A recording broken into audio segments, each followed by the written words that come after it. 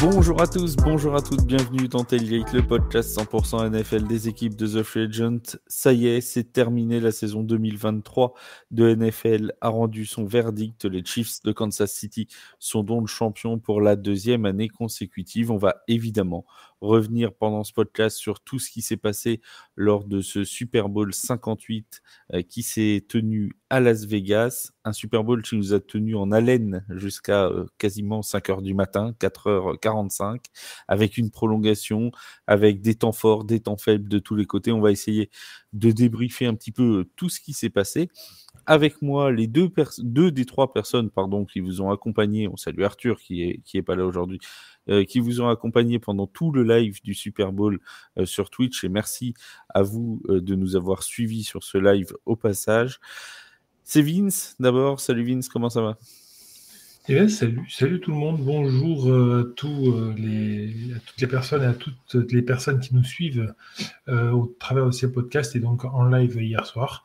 Ça va, même si, comme je te le disais un peu en avance, je suis fatigué, puisque comme tous les fans de football américain, on a fait une nuit blanche et puis surtout, on avait du travail aujourd'hui à faire, quoi. Donc Voilà.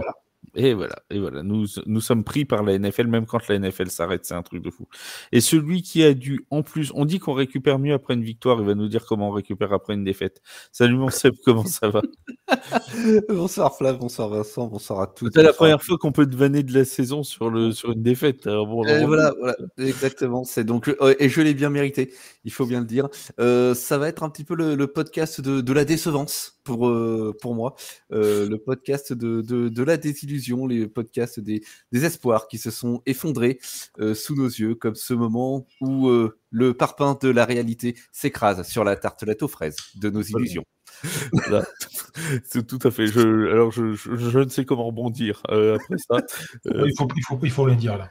Voilà, il faut rien dire. Il faut laisser le poète s'exprimer. Je crois que c'est le mieux qu'il y a à faire.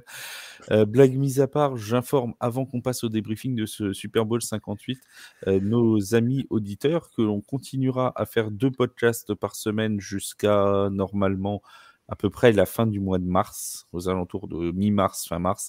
Ensuite, on passera sûrement à un podcast par semaine jusqu'à la reprise de la saison 2024. Donc, on fera comme d'habitude les previews pendant l'été et tout. Donc, entre avril et juillet, on sera sûrement sur un podcast par semaine. Et à partir de juillet, on reprendra les previews de la saison 2024 qui nous attend et qui s'annonce déjà passionnante. C'est qui? Les 49ers sont favoris de la saison 2024.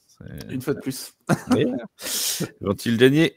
Ça, c'est une autre histoire, comme dirait l'autre. Mais nous allons en parler en fin d'émission. Avant ça, on va commencer évidemment par les Chiefs de Kansas City, honneur aux champions, avec un homme, Patrick Mahomes, qui a... Alors, je ne vais pas dire qu'il a fait un match exceptionnel, parce qu'on en a parlé à la mi-temps. Il a été très, très, très, très bien contenu. On reparlera un petit peu plus tard de la défense des 49ers.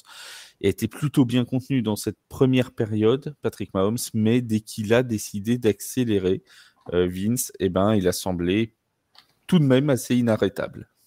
Oui, alors, comme on l'a dit dans le live hier, c'est forcément Patrick Mahomes qui a accéléré, les Chiefs qui ont accéléré parce qu'ils étaient à la traîne derrière et donc il fallait qu'ils reviennent forcément au score. La grosse différence qu'il y a eu aussi, on a dit que c'était un match très défensif avec les attaques qui étaient beaucoup sur le terrain et en fait les défenses qui faiblissaient, puisque on va en parler plus tard, mais notamment la défense des 49ers a été très forte un temps et puis a affaibli en fin de match. Alors, est-ce que c'est la défense des 49ers qui a faibli? Est-ce que c'est Patrick Mahomes qui s'est adapté à ça? À mon avis, c'est un peu des deux. Toujours est-il que Monsieur quatrième quart-temps, quoi, il est arrivé. Quatrième quart-temps, la révolte a commencé dans la fin du troisième quart, mais c'est quand même assez incroyable ce qu'il est arrivé à faire en deuxième mi-temps, et surtout que on avait un Travis Kelce qui est sa cible un peu prioritaire quand ça ne va pas, qu'il n'arrivait pas à trouver, qui était couvert parfaitement et qui était complètement hors de son match. Et puis il s'est réveillé lui aussi, et c'est un peu le réveil de ces deux-là qui a permis Je dirais même que c'est le réveil des autres qui ont permis à Kelce de se réveiller et ainsi de tirer vraiment les Chiefs vers la victoire finale. C'est Patrick Mahomes, hein. Maintenant, il faut arrêter un peu de dire que c'est un QB qui est surestimé, tout ça. Il a été monstrueux hier soir, quoi. On parlait, Seb, de cette différence entre la première et la deuxième mi-temps, parce que si on reprend même au-delà de la première mi-temps, les 3 premières minutes de la deuxième, tout semblait aller très mal pour Patrick Mahomes, mis sous l'été noir par la défense des 49ers, saqué, et quand il n'était pas saqué, il semblait se démener comme un beau diable pour sauver sa vie. Et dès le début de la deuxième mi-temps, patatras, il balance une interception. On se dit que la soirée va être très, très, très compliquée pour Patrick Mahomes. Et finalement, eh bien, alors c'est fait de jeu, on en reparlera des petites erreurs faites par les 49ers, mais il parvient à reprendre le dessus, et notamment avec quelque chose qu'on avait vu utiliser beaucoup, que ce soit, enfin un petit peu, mais toujours à bon escient contre les Dolphins ou les Bills, c'est son jeu de course. Patrick Mahomes. Absolument. Et ça, c'est la marque. Ce que tu décris, moi, à mon avis, c'est tout simplement la marque des grands joueurs, quelle que soit la discipline. C'est-à-dire qu'au moment où c'est nécessaire, c'est à ce moment-là qu'ils sont grands. Je crois qu'on avait dit tout de même à plusieurs reprises au cours de cette saison que le changement de philosophie de jeu en attaque notamment, des Chiefs était notamment fait pour que Mahomes n'ait pas enfilé systématiquement son costume de Superman pour sauver la situation. Sauf que quand c'est nécessaire, Mahomes, il met la cape et il y va. Il faut juste un chiffre.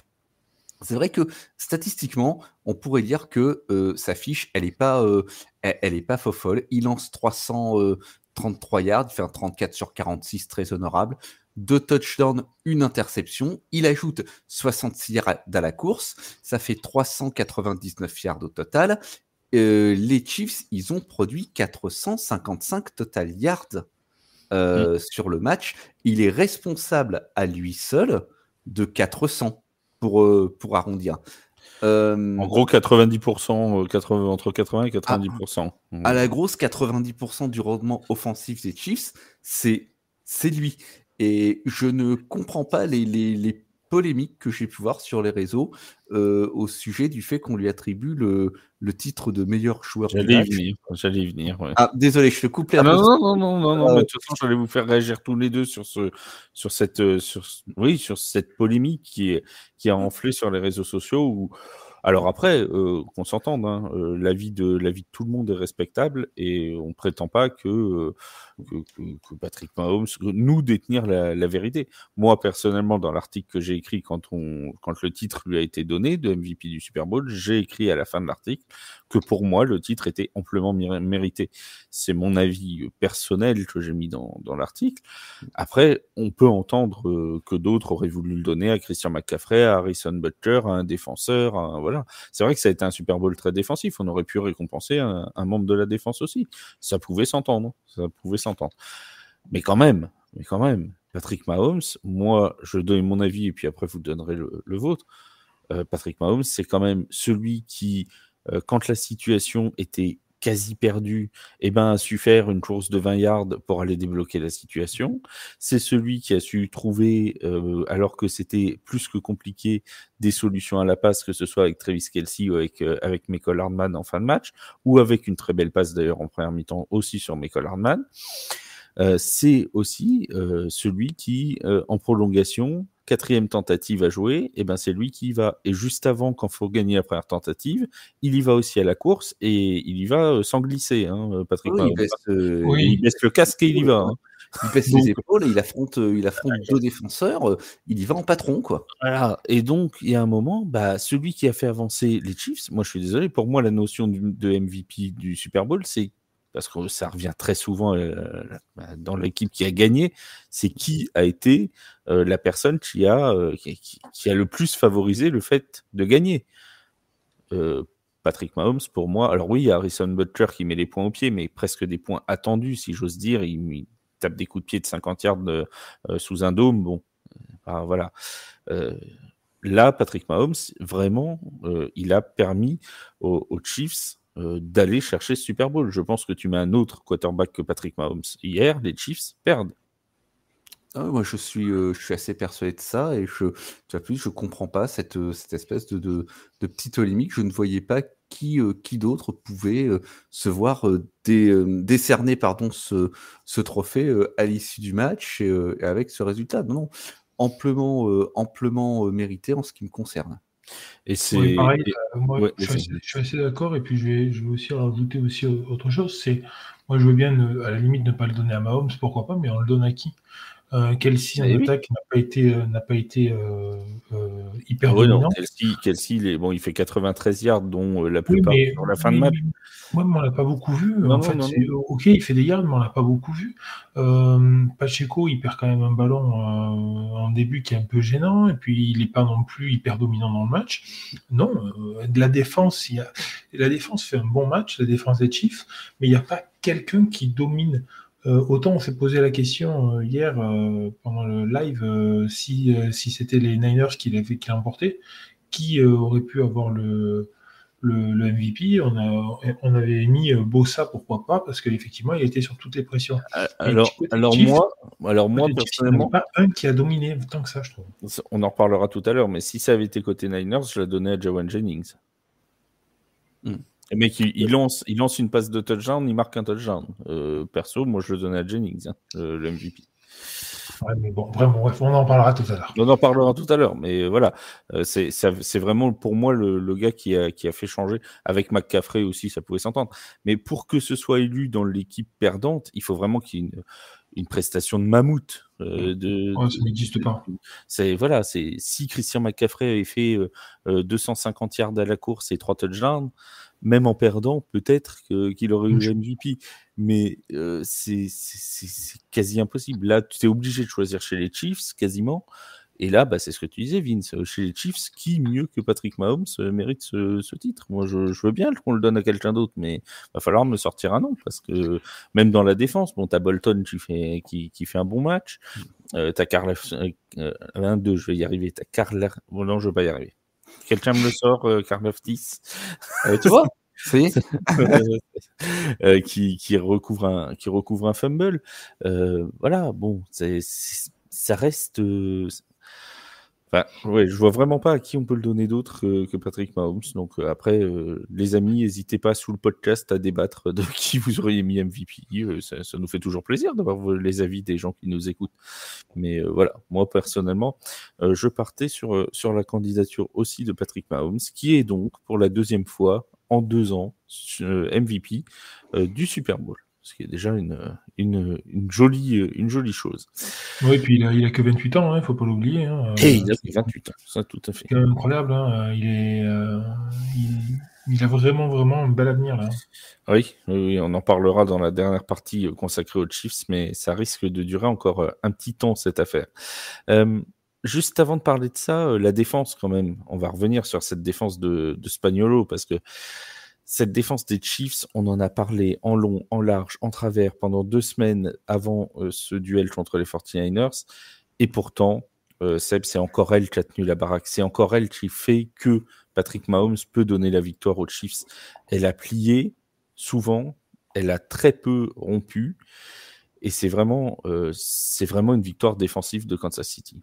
Alors, je n'aurais pas dit mieux, c'est très exactement ce que j'ai noté. Cette défense, elle a plié sans jamais rompre, elle a toujours trouvé des réponses, elle a permis à Kansas City de rester en vie dans le match, et c'est, à mon avis, la raison pour laquelle ils sont champions 2 années de suite. Ce qu'on a pu constater en début de match, c'est notamment un manque de pression de la part des edges, c'est-à-dire des bouts de ligne de Kansas City, mais il y a eu des ajustements sur ce point à l'entrée de la deuxième mi-temps, notamment en troisième quart-temps. Ils sont rabattus sur le blitz, ils ont blitzé plus de 50% des passes lancées par Brock Purdy. Alors souviens-toi, Vince, pendant le live en 4e quart, je dis je voudrais connaître le taux de blitz de Kansas City, parce qu'en deuxième mi-temps, ça partait dans tous les sens, c'était de la folie furieuse.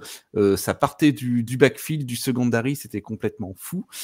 Ils ont tenu San Francisco un 3/12 en conversion de 3e down. Et puis, même s'il n'y a pas d'individualité qui surnage, en fait, cette défense, c'est vraiment la somme de ses parties. On notera tout de même Trent McDuffie qui dévie une passe sur Deebo Samuel en 2e quarter, et puis qui est sur ce fameux blitz en fin de match qui vient sur une passe déviée, qui produit une passe déviée et qui envoie Kansas City en overtime, la performance de Nick Bolton avec 13 plaquages et 2 hits, et puis Chris Jones qui fait 6 pressions. Donc en fait, les tauliers de cette défense, ils ont été présents, même si on a eu peur que mentalement ils flanchent, notamment la faute personnelle bête prise par Algerius Sneed en première mi-temps, qui préfère régler ses comptes avec, je crois que c'est Brandon Ayuk. Voilà, plutôt qui est roublard, Ayuk sur le coup, qui lui tire un peu le maillot, et lui il préfère régler ses comptes et lui mettre une tarte plutôt que de laisser glisser. Non, cette défense, elle a été exemplaire. C'est pour moi la raison pour laquelle ils ont remporté leur division, c'est la raison pour laquelle ils ont remporté leur playoff, et c'est très logiquement la raison pour laquelle ils sont à nouveau champions. J'aime pas répéter les vieux adages, parce que c'est vrai que mais ils sont là et c'est pas pour rien. On dit souvent qu'une attaque crée des highlights et fait gagner des matchs, une défense fait gagner des titres. C'est un peu ça. Dans la saison qui s'est produite, on a vu une défense des Niners qui des fois semblait marquer un peu le pas, mais en fait qui se mettait en place progressivement au cours de la saison. On a vu, comme l'a dit Seb, les tauliers prendre le pas de plus en plus sur les attaques adverses, marquer leur territoire, montrer qu'ils étaient là. Et puis surtout, moi j'ai vu au fur et à mesure de la saison une nette progression de cette attaque. On sentait que le coordinateur défensif testait de nouvelles choses en début de saison, testait de nouvelles choses au cours de la saison. Ça a mis un peu de temps à s'intégrer, et puis c'est rentré. Et jusqu'à arriver à pour moi, summum de défense. On parle de ce match-là, encore une fois, on peut revenir sur le match contre les Ravens. Il ne faut pas oublier la défense qu'ils ont fait contre les Ravens. Ça a été contre les Dolphins, ils limitent les Dolphins à quoi, contre les Dolphins, points, je sais plus. Contre les Dolphins, c'est un peu particulier parce qu'il y a le temps qui est vraiment particulier. Oui, mais ils le font 2 fois. Ils le font 2 fois dans la saison. En Allemagne, il n'y avait pas le temps. Et pourtant, ils les limitent déjà à moins de 10 points, alors que les Dolphins marchaient sur l'eau et étaient bien placés pour savoir qu'ils peuvent mettre des points à certaines équipes. C'est vrai. Merci de le rappeler. Mais après, effectivement, le match contre les Ravens, pour moi, il est fondamental parce qu'en fait, il marque vraiment l'emprise de la défense sur cette équipe des Chiefs et sur le fait de dire la défense qui a clairement à leur attaque, les gars, vous en faites pas, on est là en backup. Et si vous faites de la merde, on saura vous porter nous aussi, quoi. Vous nous avez porté fut un temps, et on peut vous porter aussi. Il y avait vraiment cette discussion à la mi-temps sur les réseaux sociaux, notamment en disant est-ce que les 49ers vont pas regretter de ne pas avoir mis plus de points parce que territorialement, au niveau de la possession, la première mi-temps a quand même été plus dévouée aux 49ers. Et c'est vrai que c'est cette défense qui a tenu les Chiefs dans le match. Au final, de se dire qu'il n'y avait que 10-3 à la mi-temps, pas dire que c'était un miracle pour Kansas City, mais c'était grâce à cette défense. Au final, on n'aurait pas dû mettre un MVP, on aurait dû mettre un MVC, on aurait mis Spaniolo comme homme du match, tu vois, finalement. Après, il faut parce qu'on parle beaucoup de la défense forcément, mais il ne faut pas oublier que les Chiefs font 2 énormes jeux en équipe spéciale. Le premier, c'est la conversion à 1 point bloqué, forcément.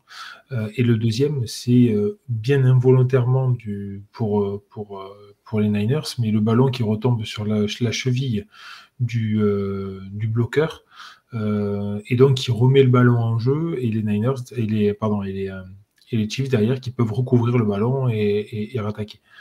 Ces deux jeux qui redonnent une possession en fait au final, puisque avec le point en plus, il n'y a pas de prolongation et on en parle, le scénario est différent, donc on ne sait pas vraiment, mais grosso modo en tout cas ça ne serait pas là en prolongation et je crois que c'est sur le fumble recouvert après un punt qu'ils arrivent à marquer un TD aussi. Oui. Très vite derrière. Ouais. En deux jeux, je crois, derrière. Je crois aussi, c'est donc c'est quand même très important. Ces 2 jeux-là sont hyper importants. Oui, alors tiens, tant que tu en es à parler des erreurs, des petites erreurs des Niners, on va parler de ces petits faits de jeu qui au final ont une importance capitale, hein, parce que ce soit ce PAT bloqué, tu l'as dit Vince, on a un point, ça paraît pas grand-chose, mais on dit souvent que le football américain, c'est un jeu de petits gains ou de petits yards, mais c'est aussi un jeu qui joue avec parfois des petits points. Et si, au lieu d'avoir 3 points de retard, les Chiefs en ont 4 à 10 secondes de la fin, Patrick Mahomes est obligé de tenter une passe ou un jeu pour aller vers la end zone. Alors que là, il a pu se contenter de geler le chrono jusqu'au coup de pied d'Harrison Butker qui envoie ensuite en prolongation. Alors moi je te coupe un peu, Flav, je suis désolé, mais en live hier, et Sébastien confirmera, je dis le point retiré que les Niners n'ont pas mis, c'est vrai que s'il avait été mis, donc il y avait plus 4, il aurait dû tenter un TD, et franchement, l'avancée des Chiefs à ce moment-là est quand même assez folle, et moi, en live, je me dis, c'est sûr qu'ils vont y aller au TD, quoi. Mais alors, j'ai pas compris pourquoi est-ce que Patrick Mahomes et les Chiefs sont pas tentés. Alors, il restait 6 secondes précisément. Oui, avec 6 secondes, tu peux tenter une passe rapide. Ouais. Voilà, ils avaient 6 secondes et un temps mort. Alors, je pense qu'il a eu peur, en fait, que sur la passe rapide, il y ait, si par exemple c'était un jeu dessiné juste devant la end zone, que le receveur soit maintenu en l'air pendant 2-3 secondes, qu'il ne puisse pas aller au sol ou des choses comme ça, qui te font perdre bêtement, où on aurait dit, mon Dieu, mais pourquoi est-ce qu'il a tenté une passe alors qu'il restait 5 secondes, tu vois. Ce genre de truc-là. Bon. Après, le fait est qu'ils ont gagné, donc ça restera pas dans les débats éternels, mais c'est vrai qu'il y a quand même eu cette interrogation. On s'est dit pourquoi est-ce qu'ils n'ont pas tenté un jeu supplémentaire pour essayer d'aller gagner, quoi, tout simplement sans les prolongations. Bon. Seb, Vince en a parlé de cette erreur sur le jeu, sur le punt. Est-ce qu'il y a vraiment erreur? Parce que le ballon tape la cheville. Le ballon tape la cheville. J'ai pas dit erreur. Non, mais c'est moi qui le dis. C'est un fait de jeu, puisqu'on voit sur les images que le ballon tape la cheville et le bloqueur, alors je ne sais plus le nom du joueur, je suis désolé, le bloqueur, quand il s'en rend compte et qu'il tourne la tête, le ballon il est déjà loin. Ray McLeod ne peut pas s'en saisir parce que c'est un ballon ovale, ça rebondit ça rebondit mal. Et ça rebondit mal, voilà. Donc c'est un fait de jeu, c'est pas une erreur, c'est un fait de jeu. Et le bloqueur, je pense c'est même pas une question d'être mal placé, c'est qu'il est là où il doit se trouver. C'est vrai que quand on bloque comme ça sur les punts, on regarde la direction générale du ballon pour savoir où on va se placer et où on va orienter son bloc. On regarde pas forcément où se trouve précisément la balle. Et je pense que ce bloqueur ne s'attendait pas à ce que le ballon tombe ici. Donc c'est un fait de jeu, mais je pense pas que ce soit une erreur de sa part. Et ce qu'il y a, c'est que des erreurs, en revanche, de la part des Niners, il y en a eu d'autres en cours de match et qui ont, au final, en plus de cet extra point qui n'est pas converti, qui ont coûté cher. Il y a eu ce fumble sur le premier drive de fumble de Christian McCaffrey, qui est pourtant pas coutumier du fait, et sur un drive qui commençait très très bien, parce que ils étaient déjà en position de field goal. Ils étaient déjà en position de field goal, je veux dire, ils avalent 48 yards sur leur première phase de jeu. Il y a eu en première mi-temps trop de pénalités, avec notamment un très beau doublé de Trent Green, qui nous fait... Trent Williams, pardon, pourquoi Trent Green? Trent Williams. Ouais, pourquoi pas. Trent Williams qui nous fait un très très beau doublé, je crois false start et holding ou l'inverse. Donc voilà, ça fait 15 yards. Donc il y a cette balle, ce ballon perdu sur le punt, il y a cette conversion manquée, et puis au final il y a quand même une avance de 10 points qui font à nouveau comme neige au soleil, et une équipe de San Francisco qui n'est pas capable de conclure le match quand ils en ont l'occasion. Et déjà en play-off, on en a parlé, ça aurait pu leur coûter très très cher. Ils font notamment une très mauvaise entame de troisième quart-temps. Ils font 3 3-and-out consécutifs. Et puis en overtime, là où ils auraient dû marquer 7 points, et ben, ils repartent avec 3. Et ça ouvre la porte à la victoire de Kansas City. Est-ce qu'il n'y a pas eu aussi une erreur en prolongation ? Parce qu'il y a quand même eu cette discussion, et d'ailleurs je permets de faire de l'autopromo puisqu'il y a un article qui est sorti lundi soir sur ce sujet. On a eu cette interview de Kyle Juszczyk qui est assez étonnante, où il a dit, techniquement, hein, on reprend ses propos, je n'ai pas été mis au courant des nouvelles règles concernant la prolongation. Ce qui veut dire que une partie du staff des 49ers, et une partie des joueurs pensaient, je pense en toute bonne foi, que s'ils marquaient un touchdown sur le premier drive offensif, le Super Bowl était terminé. Parce que c'est l'ancienne règle, celle d'avant 2022.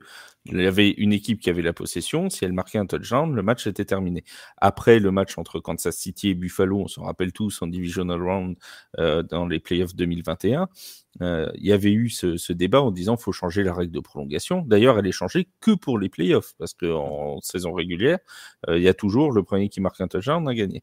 Mais en playoffs, les deux équipes ont le droit à une possession.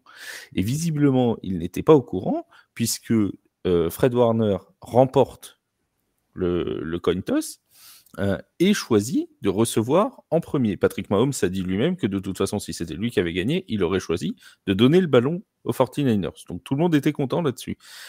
Parce que là, on se dit, il y a peut-être une erreur aussi stratégique. Si on inverse les deux drives, que Patrick Mahomes se retrouve en 4e et 1, dans sa moitié de terrain, et que c'est les Chiefs qui drive en premier, est-ce que Andy Reid y va ? C'est pas certain. Ouais, pas certain. C'est pas certain. Alors que là, il sait qu'il a rien à perdre. De toute façon, s'il y va pas, c'est fini, c'est perdu. Donc il est obligé d'y aller. Il n'y a pas de problème. Et vous, parce qu'on a exactement parlé de ce cas hier en live, justement, où on a dit que le deuxième, en fait, le premier, l'avantage du premier, c'est qu'il peut mettre une grosse pression sur l'autre. Par contre, l'avantage du deuxième, c'est qu'il peut faire son drive en fonction de ce qu'a fait le premier. C'est ça. C'est qu'à la rigueur, s'ils étaient, tu vois, s'ils arrivent en 4e tentative, les Chiefs, à la rigueur, en sachant qu'ils avaient que 3 points de retard, ils pouvaient se contenter d'un field goal. D'ailleurs, il fait écouler quasiment la dernière minute, Patrick Mahomes, jusqu'à son dernier jeu, ce qui est d'ailleurs assez couillu, si vous me passez le terme, hein, parce qu'il emmène le chrono jusqu'à moins de 10 secondes, hein, quand même. Donc, faut pas qu'il se rate, hein, parce que sinon, le match est perdu. Mais voilà, parce qu'il sait, il se dit, au pire, on prend un temps mort, Harrison Butker revient, et puis il y a une deuxième prolongation. Mais il le sait, ce qui se passe. Alors que si c'est inversé, et c'est un débat qui est tout de suite ressurgi en disant mais pourquoi les 49ers ont fait le choix d'aller chercher de prendre en premier ce drive offensif. Et ben la réponse elle est toute simple. Visiblement ils n'étaient pas au courant des règles de prolongation. Et c'est quand même ça pose question, non ? Ça pose question. Oui, apparemment il y a même des joueurs qui ont découvert les règles quand elles se sont affichées sur l'écran géant, sur les écrans géants de la Legend Stadium. C'est assez étonnant à ce niveau. Ça pose quand même une sacrée question sur ces changements de règles très très importants et qui ont lieu à intervalles en fait assez réguliers en NFL. Et la promotion qu'on peut en faire auprès des premiers concernés, c'est-à-dire des joueurs. Alors après, les Chiefs ne sont pas exempts de tout reproche parce que Patrick Mahomes a raconté que Mecole Hardman n'était pas au courant qu'il avait marqué le touchdown de la victoire. C'est Patrick Mahomes qui allait le voir. C'est pour ça que Mecole Hardman balance le ballon dans les travées, alors que normalement, ce genre de ballon, quand tu viens de remporter un Super Bowl, tu le gardes, tu vois.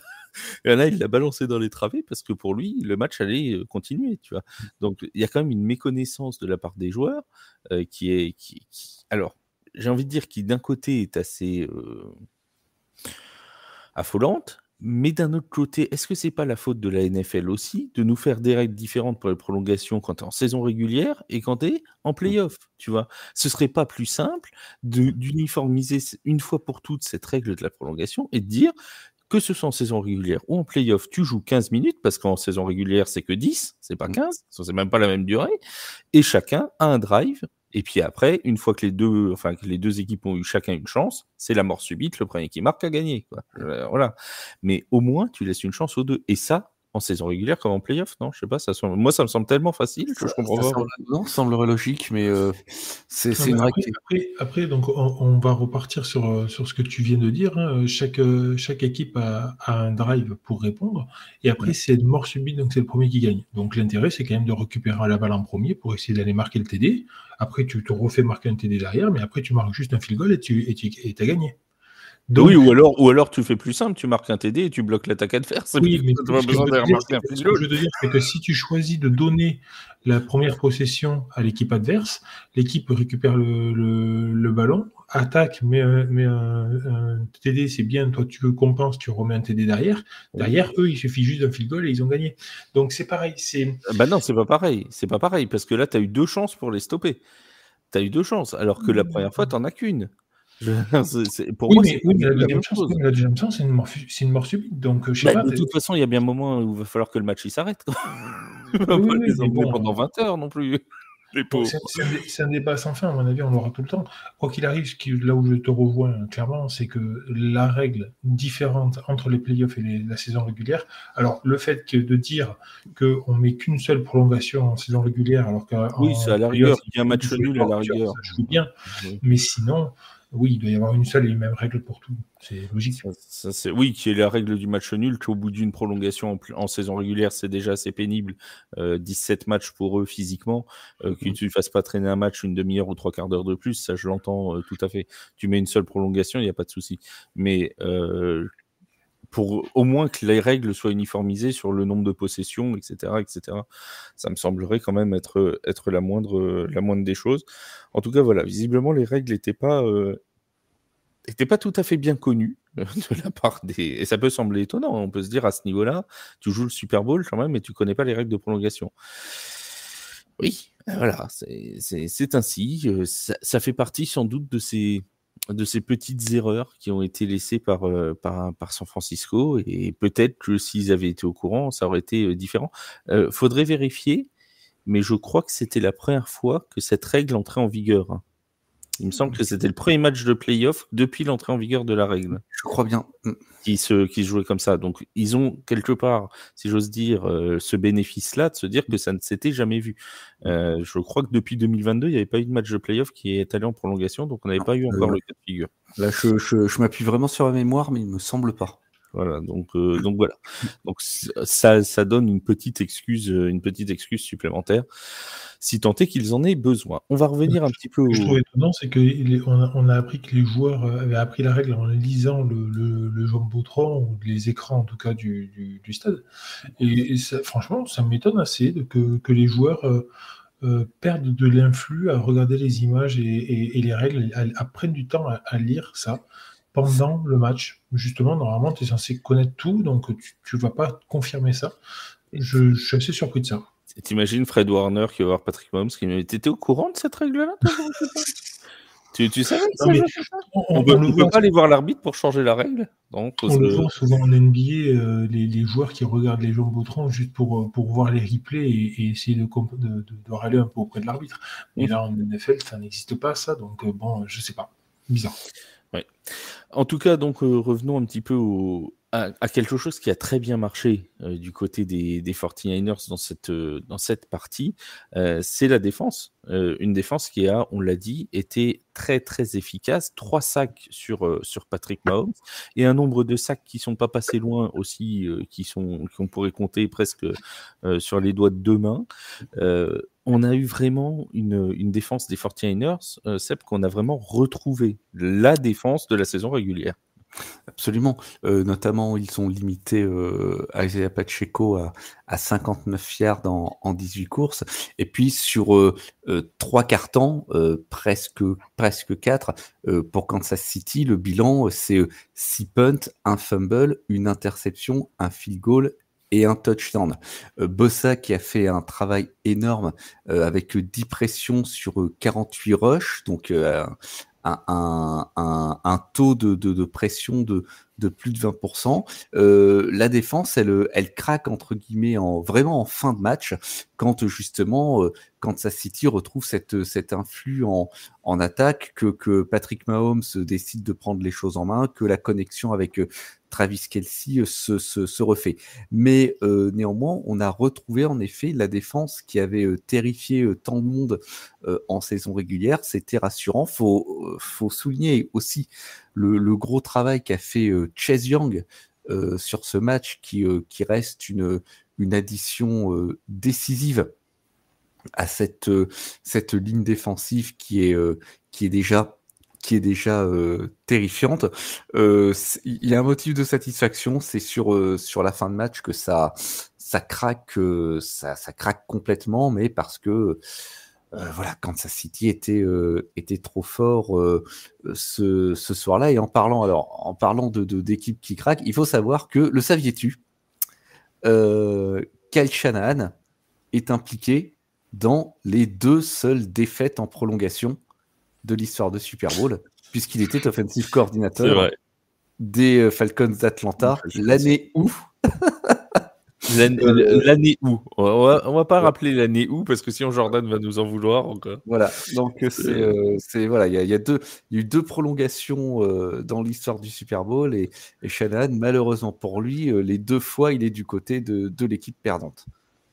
Et on a aussi la blessure de Dre Greenlaw qui a peut-être aussi qui a peut-être aussi joué, parce que forcément quand tu perds des joueurs en plus aussi importants que ça, mais même dans la rotation de la défense, forcément au bout de 60, et à plus forte raison au bout de 75 minutes parce qu'il y a la prolongation, tu finis par t'épuiser. Et j'ai un peu l'impression, je sais pas si tu as eu ce sentiment aussi, Vince, c'est que la défense, oui, a fini par se fatiguer, a fini par s'épuiser, et c'est ça qui a peut-être aussi ouvert une porte à Patrick Mahomes et aux Chiefs.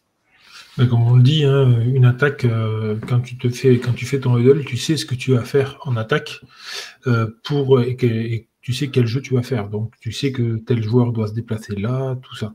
En défense, tu sais les principes généraux, mais tu dois forcément t'adapter à l'attaque. Et donc la fatigue se fait beaucoup plus ressentir quand tu es en défense que quand tu es en attaque. Ça, c'est logique. Après, effectivement, c'est un match qui a été long, c'est un match usant, le Super Bowl. On sait, il y a énormément de pubs, il y a de l'influx nerveux, il y a beaucoup d'influx nerveux. Patrick Mahomes et Kansas City ont l'expérience de ce genre de match, et pas qu'une fois, puisque ça fait quand même maintenant 3 victoires sur les dernières années, donc c'est quand même assez fort, pour ne pas dire très très fort. Et au contraire des Niners, qui malgré leur Super Bowl de 2020, la participation au Super Bowl de 2020, était arrivé avec beaucoup moins de bagages et d'expérience avec eux. Donc forcément, le match se joue aussi là-dessus. On a vu une défense des Niners, on en a parlé suffisamment, très affûtée.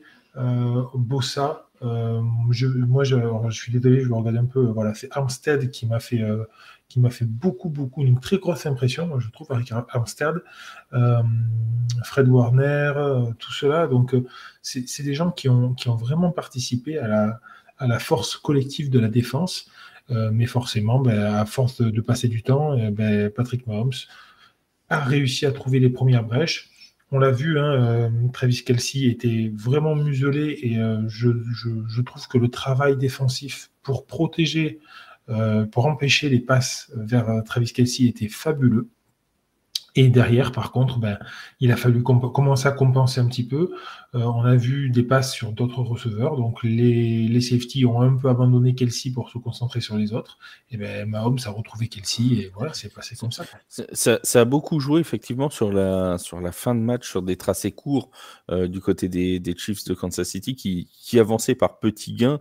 Alors, c'est passé par Travis Kelce, évidemment, mais c'est passé aussi par Watson, c'est passé par Noah Gray. C'est beaucoup d'utilisation des tight ends de la part de Kansas City, et même Red Shirai, c'était généralement recherché sur des tracés très très courts. Et c'est vrai qu'on avait l'impression en fin de match que les 49ers laissaient ces tracés courts parce que il y avait peut-être plus assez d'influx aussi pour tout couvrir, pour être partout tout le temps, quoi. Après, il ne faut pas oublier aussi que la défense des Niners a quand même très très bien tenu, on l'a dit. Et même en fin de match, les Chiefs font une 4e et 1, quoi. Donc, Ah oui. il va passer une 4e et 1, il ne Ils faut pas sont l'oublier non plus. les 49ers, je veux pas remuer le couteau dans la plaie, mais ils sont à 1 yard de remporter le Super Bowl, hein. C'est ni plus ni moins. S'ils arrivent, parce que ils font déjà un très bel effort sur la 3e tentative, qui est déjà, si ma mémoire est bonne, une 3e et 1 ou une 3e et 2. Oui. Oui. Ils arrivent parfaitement à stopper Pacheco, et derrière, c'est Patrick Mahomes qui, une nouvelle fois, va permettre de continuer de maintenir en vie son attaque, quoi. Donc c'est en ça quand on en a discuté en début d'émission, c'est en ça que Patrick Mahomes, pour moi, mérite ce titre de MVP, c'est parce que c'est lui qui, à chaque fois, dans les moments clés, a su trouver le jeu et parfois improviser, parce que cette défense, elle lui a coupé des lignes de passe et des lignes de jeu quasiment tout le match. Il y a beaucoup de jeux qu'il a fait en improvisation, Patrick Mahomes. Il y avait certains trucs, tu sentais que c'était pas ce qui était dessiné au début. Hein. Et pourtant, bon, il a réussi, surtout en fin de match, à trouver des solutions. Rien que le temps où il de garde du ballon, c'est assez révélateur, quoi. Il a gardé le ballon beaucoup plus longtemps que ce qu'il devrait le faire. Ah, ça, c'est certain. Alors, un joueur quand même qui a un peu crevé l'écran dans ce Super Bowl, qu'on n'attendait pas forcément, c'est Jauan Jennings, notre ami receveur. 7e tour de draft. Décidément, il y a un truc avec les 7e tours, hein, chez les 49ers, entre Brock Purdy et Jauan Jennings. Les stats, elles parlent pour lui. 5 fois, il a été visé, 4 réceptions, 42 yards, un touchdown, plus une passe de touchdown pour Christian McCaffrey. C'est le deuxième de l'histoire du Super Bowl à réussir à faire une passe de touchdown et à inscrire un touchdown. Le premier, on s'en rappelle, c'était Nick Foles avec les Eagles de Philadelphie il n'y a pas si longtemps que ça. Seb, il t'a surpris, toi, Jauan Jennings ? Alors, Jennings, on l'avait vu un petit peu en playoff je crois que c'était contre Détroit, parce qu'il y a une partie du match où Deebo Samuel doit sortir. C'est contre Green Bay, autant pour moi, je crois, où Deebo Samuel doit sortir pour un problème d'épaule, et il est remplacé par Jennings, et Jennings, il s'était montré, en fait. C'est-à-dire qu'il y avait eu plusieurs passes, je crois qu'il convertit notamment un 3e down, il y a eu plusieurs passes assez décisives qui étaient arrivées vers lui, et il s'est affirmé comme un vrai receveur numéro 3, et en plus on le sait pour ceux qui suivent la NFL depuis plusieurs années, voire plusieurs dizaines, lors des Super Bowls, il y a toujours un joueur un petit peu inconnu, un petit peu dans l'ombre, qui va se mettre en exergue sur une phase de jeu ou sur tout le match. Et là, c'était le tour de Jauan Jennings. Et moi, je trouve que c'est rassurant offensivement pour San Francisco, puisque ça montre qu'il y a de la profondeur sur le banc en termes de playmakers. Moi, c'était ce joueur, je l'avais remarqué lors des playoffs, lors de son passage. Il a confirmé, et puis il a joué sans complexe, il a saisi ses opportunités. Moi, je suis très très heureux que Jauan Jennings il ait pu se mettre en avant lors de ce match. Bon, alors, tout à l'heure, Vince, il m'a fait la moue quand je lui ai dit que si les Niners l'avaient emporté, je mettais Jennings MVP. Et qu'est-ce qui te chafouine, mon Vince ? Ouais, c'est pas ça, c'est que... Si, ça te chafouine, je le vois bien. Donc, dis-moi, il est chafouin, là. Il est chafouin. Oh, on le croirait un soir de match contre Miami, quoi. Donc, Il est vilain. Voilà. Vous voyez la vraie âme de cet homme, qui n'a pas beaucoup dormi, certes, mais voilà. Ça n'excuse pas tout. Non, mais bon, voilà, j'ai plus rien à te dire, en fait, je sais pas. Non, mais alors, le touchdown, effectivement, c'est une très belle passe, mais pour moi, le touchdown, c'est vraiment un jeu qui est dessiné par le coordinateur défensif, c'est très bien exécuté, il n'y a pas de problème, mais la passe en elle-même, elle n'est pas si compliquée que ça. Je sais, il est sur le terrain, il fait la passe. Et puis, c'est pas son boulot. Il n'y a pas de souci. Oui, c'est pas son boulot. Pour autant, c'est pas son boulot. À mon avis, ils l'ont travaillé des dizaines et des dizaines de fois l'entraînement. J'ose espérer, parce que s'ils l'ont tenté au Super Bowl sans jamais l'avoir essayé. S'ils le lancent, c'est qu'ils ont pleine confiance en lui et qu'il est capable. C'est sûr que ce qui est fou, c'est que c'est encore une 7e tour et que ça marche. Donc ça, oui, c'est bien. Et je suis très content pour lui. Effectivement, il arrive à marquer un touchdown, il arrive à faire une passe de touchdown, c'est super. moi, personnellement, c'est là où je faisais un petit peu la moue tout à l'heure, si tu peux appeler ça une moue, c'est plutôt que je l'aurais donné, moi, plus à une défense. Parce qu'à ce moment-là du match, c'est la défense qui aurait pour moi mérité. Mais c'est tout. Et puis, j'aime beaucoup les jeux défensifs, donc, et on les valorise pas assez, donc j'aurais plus mis le côté défensif. Maintenant, effectivement, si on doit nommer un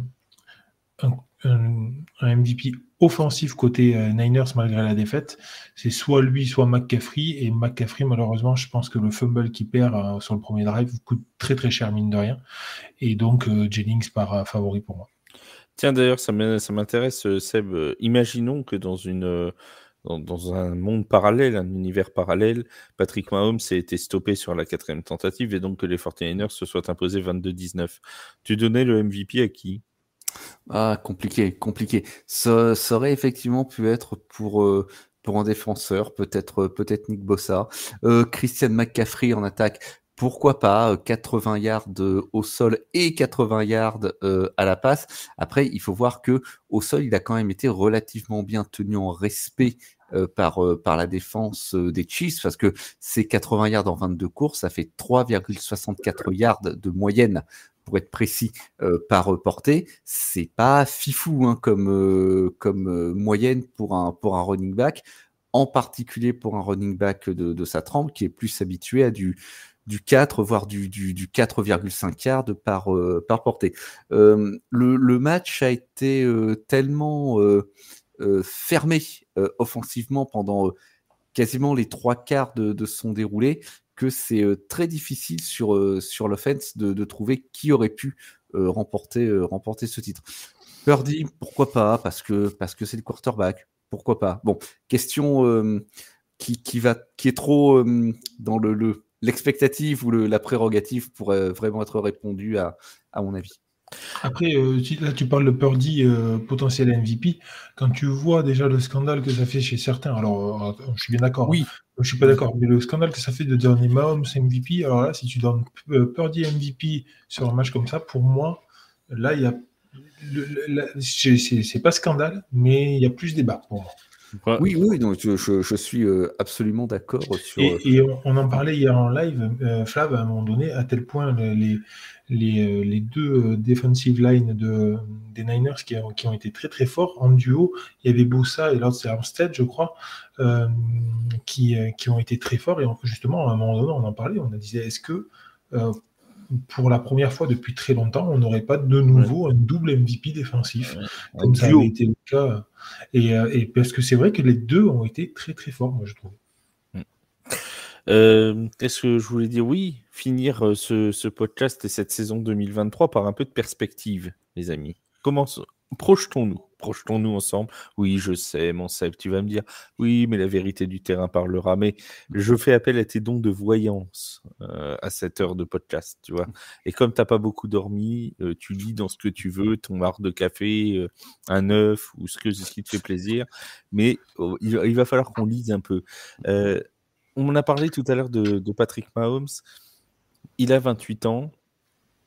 Andy Reid, visiblement, est parti pour rester. Il a dit qu'il ne prendrait pas sa retraite après le Super Bowl 58, donc il restera au moins encore l'an prochain. Et on parle même d'une revalorisation et d'un nouveau contrat pour Andy Reid. Travis Kelce sera encore là l'année prochaine. Il y a même du cap space pour éventuellement faire venir un receveur l'an prochain. Est-ce que la dynastie des Chiefs, Seb, est partie pour durer encore plusieurs années ? Au regard de ces éléments, oui. À mon avis, tout ce qui aurait pu vraiment couper les ailes soudainement à cette dynastie en devenir, c'est la retraite d'Andy Reid, qui aurait sûrement amené son lot d'interrogations, peut-être d'adaptation. Mais en l'état actuel des choses, comme tu l'as rappelé, Patrick Mahomes, il n'a même pas 30 ans, Travis Kelce sera encore là. Je pense qu'on n'a pas fini de voir les Chiefs champions et qu'ils vont être à mon avis même qu'ils sont déjà la dynastie des années 2020. Vince, même avis ? Ouais, même avis, même si effectivement une saison NFL c'est long, on l'a vu, et puis nous les premiers, on a clairement dit au travers de ces podcasts que les Chiefs en saison régulière n'étaient pas bons en milieu de saison.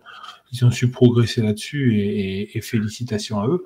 Maintenant, effectivement, ils ont tout pour, en tout cas, y retourner au Super Bowl. On sait à quel point c'est difficile de le gagner. Ils l'ont gagné 2 fois d'affilée, ça fait 3 fois en 5 ans.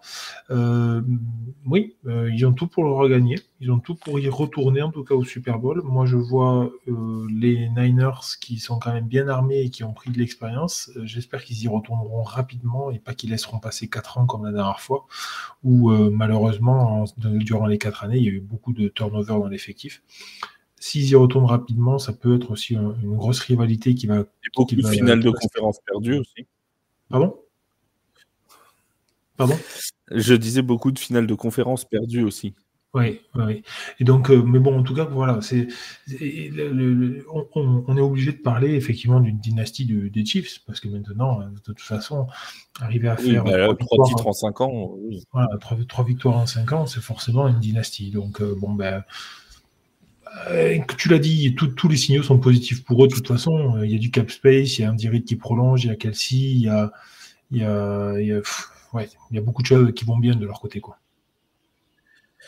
Et c'est peut-être même encore plus inquiétant pour leurs adversaires, parce que c'est peut-être la saison où les Chiefs ont été le moins impressionnants, si j'ose dire, au moins en saison régulière. Et pourtant, c'est une saison qu'ils gagnent encore, ce qui n'est pas très rassurant pour le reste de la concurrence. Parce que tu te dis, si déjà, en étant à ce niveau-là, avec toutes les étoiles qui ne sont pas parfaitement alignées, on a ce résultat-là et ces Chiefs encore champions, qu'est-ce que ça va être quand tout va se mettre en place, hein. Quand tout sera au top, ça risque d'être encore plus compliqué. Après, vous l'avez rappelé, les saisons NFL sont très, très, très, très longues et malheureusement, personne n'est à l'abri de blessures notamment. Et puis hier soir, ils n'avaient même pas leur receveur numéro 1, le receveur numéro 1 de la NFL, hein, donc attention. Hein. C'est vrai qu'ils n'avaient pas notre ami Touné, qui n'était pas là. Les Chiefs, c'est fait. Tu as parlé un petit peu des 49ers, Vince, alors je vais demander l'avis à Seb. Est-ce qu'on est amené à revoir un 49ers Chiefs très prochainement au Super Bowl, à ton avis? Je pense même que ça peut devenir, dans les années à venir, la rivalité pour la finale, pour le Super Bowl, puisque, alors, mêmes arguments, les Niners, il y a de la jeunesse, Purdy, il est là pour longtemps, si tout se passe bien. Mike Shanahan, j'ai pas l'impression Kyle Shanahan, pardon, je n'ai pas l'impression qu'il veuille aller voir ailleurs pour le moment si l'herbe est plus verte. Pour moi, j'amène les mêmes arguments. Ce qu'ils ont besoin, c'est de réussir à passer cette étape qui est de réussir à tuer les matchs quand ils en ont l'occasion. Ça fait 2 fois sur ces finales en 4 ans qui laissent fondre une avance de 10 points pour finalement se retrouver sur la marche du podium la plus basse. Ils ne peuvent qu'en nourrir de regrets, et c'est quelque chose, une fois de plus, qui aurait pu leur jouer de sales tours lors de ces derniers playoffs. Ça s'est parfois joué à pas grand-chose. Ils avaient suffisamment de force pour rebondir, mais il va falloir, il y a quelque chose à corriger de ce côté-là. Je pense pas que ce soit un problème d'effectif, je pense vraiment que c'est un problème mental dans la façon dont ces situations sont managées mentalement par le club. Oui, on rappelle que le prochain Super Bowl, le Super Bowl 59, se tiendra du côté de la Louisiane, au Caesars Superdome, l'anciennement Louisiana Superdome, le dôme de la Nouvelle-Orléans, qui va accueillir donc le 59e Super Bowl. Ce sera dans la nuit du 9 au 10 février 2025. Juste avant de refermer ce podcast, une dernière question, les amis. Votre note sur 20 pour ce Super Bowl 58? Alors, vas-y Seb. Joue le prof, fais le prof. Moi, je donnerais un 14, parce qu'on a eu un match qui a vraiment montré deux visages, un match très défensif, voire fermé pendant les 3/4 de la rencontre, et puis qui s'est vraiment débridé lors du 4e quart-temps et de la prolongation. Après, moi pour le football, je suis assez bon public en général. Ouais, moi je donne un bon 14, peut mieux faire, élève doué. Chez TFA aussi, ils sont plutôt bons publics, ils supportent les Giants, ça aurait autant de dire que les matchs, tu sais. Non, moi je pense qu'ils aiment la souffrance, ces gens-là, en fait. Quand ils voient les Chiefs se jouer, ils leur mettent 18 tout de suite, ils se disent c'est ça le football en vrai. Ah oui, d'accord, incroyable. C'est dingue. On peut pas, c'est tout. Vince, 70 pour toi? Moi, ah putain, mais regarde-le, c'est une honte. 70 qui me dit, non mais vraiment. Et en plus, tu remarques que j'ai pas fait de blague sur le fait que les Saints accueillaient le Super Bowl et que c'était la meilleure chance de voir un logo de la Nouvelle-Orléans au Super Bowl. Hein. Tout à fait. Et c'est notre manière à nous d'y aller, tu vois. Vincent, tu vas peut-être penser que j'ai l'esprit mal tourné, mais je pense que Flavie te cherche là sur ce coup-là. Je pense qu'il y a Seb, moi, avant que je donne ma note, j'ai une petite question pour toi. Si les Niners gagnent hier, tu gardes la note de 14 ou tu mets beaucoup plus? 25 sur 20. Pardon? 25 sur 20 si les Niners. Oui, mais 25 sur 22. Je dis ça parce que personnellement, moi, j'ai vraiment. Alors, moi, personnellement, ça ne se dit pas, mais je l'ai quand même dit. Avant qu'on me coupe l'herbe sous les pieds.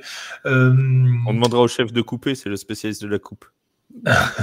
Mais non, j'ai trouvé le match très bien. Je me suis régalé, même dans les parties très défensives, je me suis régalé. Des retournements de situation, tout ça. Moi, j'y mettrais un solide 16 ou 17. Voilà. Ah ouais, allez, 16,5. Hop, coupons-la pour en deux. 16,5. Allez, 16,5 sur 20, c'est pas mal. C'est très bien. Je me suis régalé, moi. Eh ben c'est bien. On s'est tous régalés. Et toi, Flav, parce que tu n'as pas répondu. Je sais pas, je n'ai pas regardé le match. Non, je rigole. J'ai fait que le résumé, c'est tout. J'ai fait un résumé de 1100 mots, mais j'ai pas vu le match, quoi, donc je sais pas. Non, je dirais sur un 15. Allez, un petit 15. Le neutre qui se met entre nous deux. Oui, je suis. Vous voyez son vrai visage. C'est lui qui nous manage toute l'année. Hein. Attention. C'est ça. C'est d'une main de fer. Hein.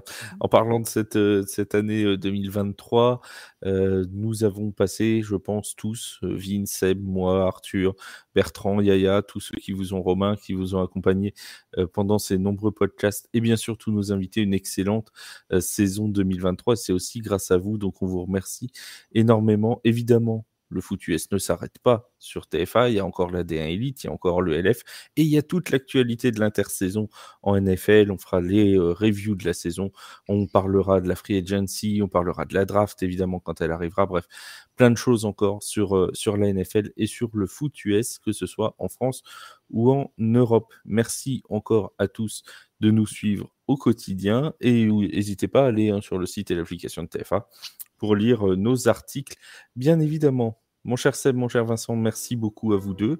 Et on se dit à très très vite, dès le milieu de semaine, pour un nouveau podcast. Salut tout le monde. Ciao, bye. Ciao.